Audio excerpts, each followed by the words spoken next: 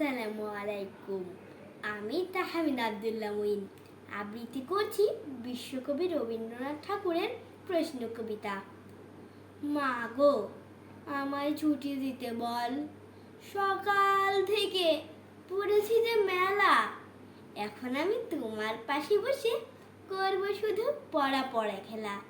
তুমি বলছো দুপুর এখন সবে, না হয় যেন সত্যি হলো তাই।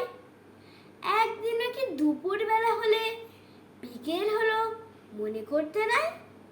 আমি তো বেশ ভাবতে পারি মনে, সূর্য ডুবে গেছে মাঠের শেষে, বাগদি বুড়ি চুবড়ি ভরে নিয়ে শাক তুলছে পুকুর ধারে এসে। আধার হলো মাদার গাছের তলা, কালি হয়ে এলো দিঘির জল। হাটের থেকে সবাই এলো ফিরে, মাঠের থেকে এলো চাষির দল। মনে কর না উঠলো সাজের তারা, মনে কর না সন্ধে হলো যেন। রাতের বেলা দুপুর যদি হয়, দুপুর বেলা রাত হবে না কেন? ধন্যবাদ। আমার ভিডিওটি ভালো লাগলে সাবস্ক্রাইব করুন এবং আমার পাশে থাকুন। আসসালামু আলাইকুম।